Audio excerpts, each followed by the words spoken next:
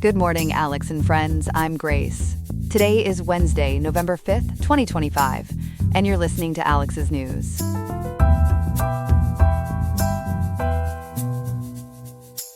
The high in Riverside today is 71.4 degrees, with a low dipping to 55.0 degrees, so expect a mild fall day perfect for getting out and about without the summer heat.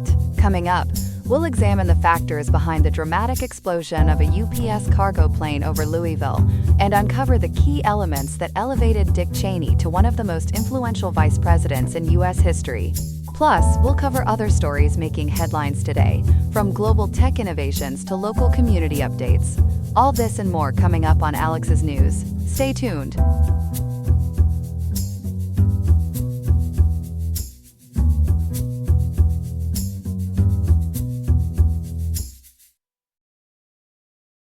Good morning, everyone. We're starting today's broadcast with a heartbreaking story out of Kentucky. Yesterday evening, a UPS cargo plane crashed shortly after takeoff from Louisville Muhammad Ali International Airport, resulting in a fiery explosion that has left at least 7 people dead and 11 injured. Joining me now to unpack this tragedy is our aviation and safety correspondent, Ethan. Ethan, take us through what happened. Thanks, Grace. The incident unfolded around 5:15 p.m. local time on November 4th, 2025, involving UPS Airlines Flight 2976, a McDonnell Douglas MD-11F cargo plane. That's an older model, built back in 1991 and converted to haul freight before joining UPS in 2006. Registered as November 259 Uniform Papa, it was headed to Honolulu, Hawaii, with just 3 crew members on board and no hazardous cargo, according to preliminary reports from the National Transportation Safety Board and Federal Aviation Administration. That sounds absolutely devastating. Can you describe the sequence of events? What went wrong during takeoff? Witnesses captured it all on video, including one from Liram Rodriguez, which ABC News has shared. The plane lifted off runway 17 right but only reached about 175 feet. Flames burst from the left wing near its number 1 engine, a General Electric CF680C2D1F, trailing smoke as it veered sharply left and plummeted near the runway's end. It slammed into an industrial area, shredding a building's roof and skidding through a semi-truck parking lot. The impact ignited over 220,000 pounds of jet fuel, about 38,000 gallons, creating fireballs and explosions that aviation attorney Pablo Rojas described to ABC News as making the plane act almost like a bomb. No pun intended, but it turned the scene into a real fiery ordeal. 7 dead, including the crew, and injuries described as very significant by Governor Andy Beshear.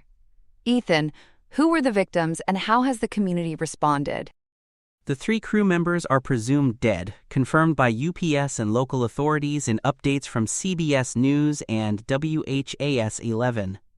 4 ground fatalities came from the blast, shockwave, and debris hitting nearby businesses, with Kentucky Governor Andy Beshear warning via the Associated Press and ABC 7 Los Angeles that the toll could rise during recovery. 11 injured, some critically. 2 employees from Grade A Auto Parts were initially missing, per eyewitnesses in CBC News. Identities aren't public yet, pending family notifications, as Louisville Mayor Craig Greenberg told Al Jazeera and Kentucky.com. Louisville's tight-knit with UPS Metro Council member Betsy Rue said to AP, quote, "We all know somebody who works at UPS," end quote, leading to frantic texts, some unanswered. The crash site near Grade Lane and Fern Valley Road sounds chaotic. What about the damage there? It hit 2 facilities head-on: Kentucky Petroleum Recycling, which handles flammable materials, and the auto parts shop, about a 10-minute drive south of downtown along the Ohio River. The fire spanned nearly a city block, destroying buildings and scattering debris, as AP photographer John Cherry's photos in ABC News, CBC News, and The Guardian show. Eyewitness Tom Brooks Jr., owner of a nearby metal recycling business, told WHAS 11 it shook like an earthquake with acrid smoke. Bobby Whelan, who left minutes earlier, heard a deafening boom per CBS News, while his friend Eric Richardson worried about his girlfriend's phone pinging unresponsive at the site. Even at an Outback Steakhouse 15 minutes away, host Destin Mitchell described mass chaos from a loud boom to AP, with diners grabbing food and fleeing. And the environmental fallout? Any hazards from that petroleum site?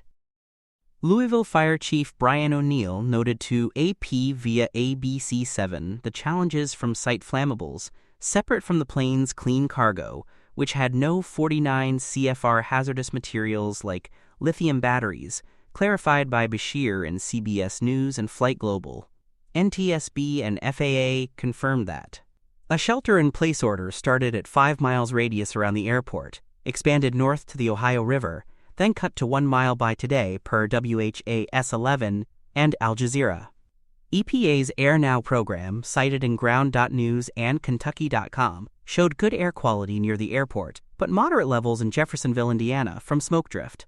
No water quality results yet, but concerns over runoff into waterways persist, with NTSB prioritizing debris for hazards. Operationally, this hits UPS hard at their Worldport hub. What's the impact? The airport shut down immediately, with Police Chief Paul Humphrey telling AP via ABC News and CBC it's an active scene, suspending flights into this morning of November 5th per flylouisville.com. UPS halted, sorting indefinitely at their largest facility, handling 300 daily flights and over 400,000 packages hourly, as stated on UPS.com, CBS News, and The Guardian. They're rerouting shipments, but no timeline yet. Bashir and Greenberg coordinated federal aid in WHAS-11 and Kentucky.com addresses, calling it a Commonwealth tragedy per AP via ABC7 and CBC. Finally, Ethan, what's the investigation focusing on? NTSB's leading with the 28-member GO team per ntsb.gov and briefings in Aviation Safety Network, Simple Flying, and CBS News. A media briefing happened this morning. Videos and wreckage from Flight Radar 24, Aero Inside, and The Guardian suggest a left engine failure, uncontained fire at V1 speed, possibly separating with debris near the runway. Center engine had flame streaks per WHAS-11. Cockpit voice and flight data recorders are priorities for lab analysis, standard per flightsafety.org. The MD-11 has a history of handling issues, like FedEx incidents in 1997 and 2009, and recent UPS engine problems in 2023 and 2024, noted in Wikipedia, aviationsafety.net, and Simple Flying. This plane, N259UP, had routine maintenance in San Antonio from September 3 to October 18, 2025, and was due for retirement this month, per FlightAware and Jet Photos in Economic Times reporting. Fuel load was typical for the 3,900 nautical mile route to Honolulu, about 8.5 to 9 hours, per Boeing specs in Yahoo and Channel News Asia, up to 285,000 pounds feasible. Such a sobering start to the day, Ethan. Thanks for breaking it all down. We'll have more on this in our second story coming up after the break. And now, wrapping up our morning broadcast, we turn to the passing of a pivotal figure in American politics. Former Vice President Dick Cheney has died at age 84. Joining me to unpack his extraordinary and often controversial life is our political correspondent, Chloe. Chloe, take us through what happened. Thanks, Grace. Dick Cheney passed away on November 3rd, just 2 days ago, in Washington, D.C., from complications of pneumonia, cardiac disease, and vascular disease. His family announced it yesterday, calling him a great and good man who taught them courage, honor, love, kindness, and even fly fishing. According to the Associated Press obituary by Calvin Woodward, with help from Meade Groover in Cheyenne, Wyoming, Cheney was a hard-charging conservative whose influence reshaped the vice presidency. Fly fishing? That's an unexpected family legacy note. Tell me more about his early years, Chloe. How did a kid from Nebraska end up in the White House inner circle? Absolutely, Grace. It's a punny twist, reeling in those personal values amid his high-stakes career. Born Richard Bruce Cheney on January 30th, 1941, in Lincoln, Nebraska, to a U.S. Department of Agriculture worker, he grew up mostly in Casper, Wyoming. There, at Natrona County High School, he was senior class president and football co-captain. He got a full scholarship to Yale but dropped out after 1 year due to poor grades, then earned a bachelor's and master's in political science from the University of Wyoming in 1965 and 1966. Quite the academic detour. And his family life? In 1964, he married his high school sweetheart, Lynn Ann Vincent, and they were together for 61 years until his death. They had 2 daughters, Elizabeth, or Liz, a former Republican congresswoman from Wyoming who's become a big Trump critic, and Mary, an advocate for LGBTQ+ rights. Both were born while the Cheneys were doctoral students at the University of Wisconsin-Madison in 1966 to 1967. Wisconsin Public Radio highlighted those ties in their coverage yesterday. From grad school to Washington, walk us through his rise. Cheney dove into politics in 1968 as a protege of Donald Rumsfeld. He worked in the Nixon administration's Office of Economic Opportunity and Cost of Living Council, then joined Gerald Ford's White House in 1974. At just 34, he became the youngest chief of staff ever, from November 1975 to January 1977, helping Ford recover after Watergate. The Associated Press noted his reputation as a stealthy manipulator with that signature half-smile, earning him nicknames like Evil Genius or Thin-Skinned Machiavelli from critics. A young power player. Then back to Wyoming? Yes, in 1978 he won Wyoming's at-large congressional seat despite a mild heart attack during the campaign, joking about cardiacs for Cheney supporters. As a representative from 1979 to 1989, he served 6 terms, became House Republican whip, and was a staunch conservative on fiscal, social, and defense issues, as CBS News detailed in their report yesterday. And his Pentagon days during the Gulf War? In 1989, George H.W. Bush made him the 17th Secretary of Defense. He led the 1990 to 1991 Persian Gulf War, directing a U.S.-led coalition to expel Iraqi troops from Kuwait after Saddam Hussein's invasion. It was praised for precision and low U.S. casualties, just 148 killed, bolstering his hawkish image, according to the Los Angeles Times and CBS News, drawing from Associated Press wires. Between stints, what about the private sector? From 1995 to 2000, he was CEO of Halliburton Corporation, an oil services giant, driving record profits. But post 9/11, it faced scrutiny for no-bid Iraq contracts worth billions, sparking cronyism accusations from the Washington Post and Al Jazeera. Then the vice presidency, under George W. Bush. How did he redefine it? Selected as running mate in 2000, Cheney served from 2001 to 2009, turning the job into the most powerful in history, per Time magazine's retrospective yesterday. Called the administration's chief operating officer, he shaped energy policy, environmental deregulation, and national security. Especially after 9/11.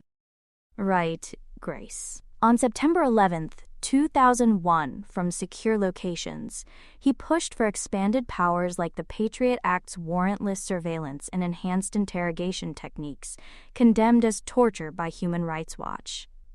As war on terror architect, he backed the Afghanistan invasion and the 2003 Iraq War, wrongly linking Saddam to al-Qaeda and claiming weapons of mass destruction that weren't found. The New York Times and NPR, sourcing the Associated Press yesterday, quoted him saying troops would be greeted as liberators. But by 2005, with over 1,661 U.S. deaths, he called the insurgency's last throes, a prediction that didn't hold as the toll hit over 4,400. Controversies abounded. Remember the hunting incident? Oh yes. In 2006, Cheney accidentally shot his hunting buddy, Texas attorney Harry Whittington, on a quail hunt. Whittington recovered and forgave him, but the delayed news release led to plenty of media ribbing, as Britannica Profiles noted. Health struggles too, given his heart history. Cheney had 5 heart attacks starting at 37, the first in 1978, quadruple bypass in 1988, a defibrillator in 2001, and a transplant in 2012 at 71. In a 2013 interview cited by MedPage Today, he said he woke thankful for each day, smiling through it all.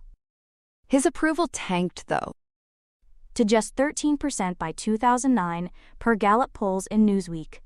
In retirement, he defended the Iraq War but turned against Trump, calling him a greater threat than anyone in history in a 2022 ad for daughter Liz, and in 2024, he said he'd vote for Kamala Harris, as CBS News and The Washington Post reported.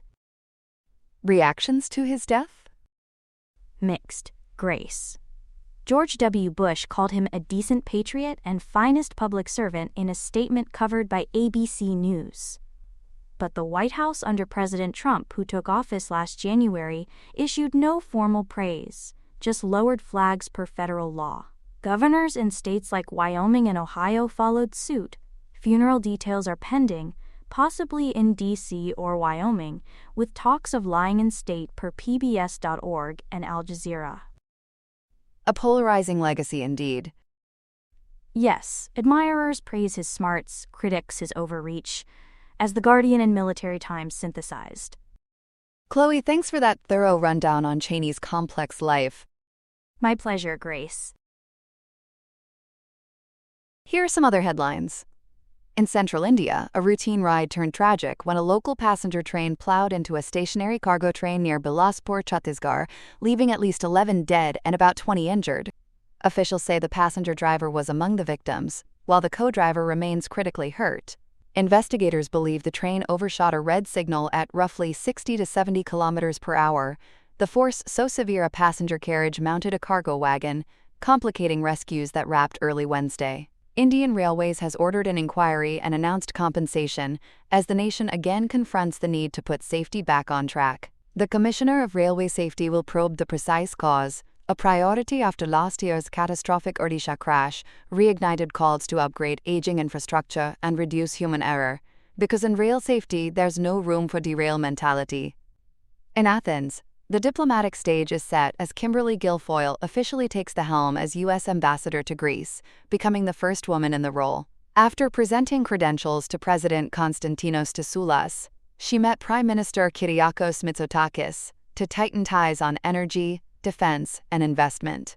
With the U.S. eyeing a bigger liquefied natural gas footprint through Greek ports, this partnership isn't just talk, it's pipeline dreams with real pressure. Expect her tenure to advance the U.S.-Greece strategic dialogue and navigate choppy Eastern Mediterranean waters.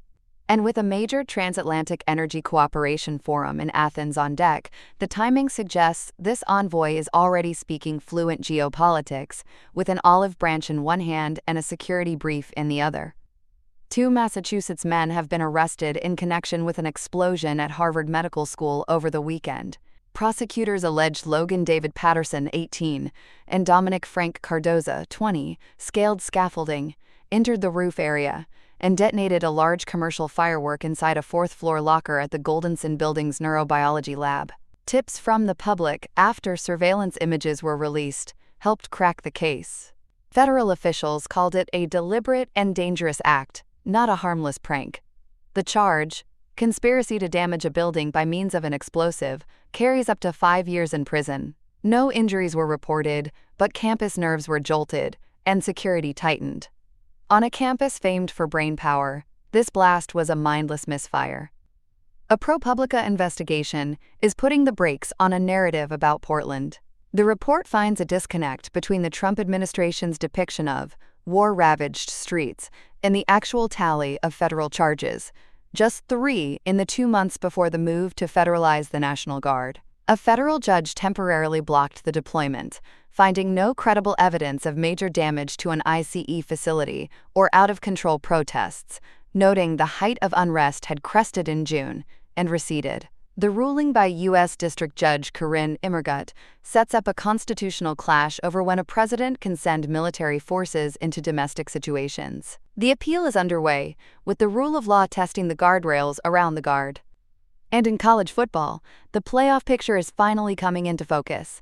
The selection committee's first 2025 rankings put undefeated Ohio State at number 1, with unbeaten Indiana second and Texas A&M third. One-loss Alabama claims the fourth spot. The committee lauded the Buckeyes as a cut above up front and stouter on defense, chalk one up for Scarlet and Grit. With a 12-team playoff, the top 4 get byes. The field will be set December 7th, and first-round kickoffs land December 19 to 20. For contenders, the margin is thin and the stakes are thick, because in December, it's all about Buckeyes and byes, Hoosiers and who's yours. That's all we have for now. Today's episode was made by Alexander King with GPT-5, Gemini Pro 2.5, Gemini Flash 2.5, and Google Cloud Text-to-Speech. I hope you have a great day. I'll see you tomorrow. Alex.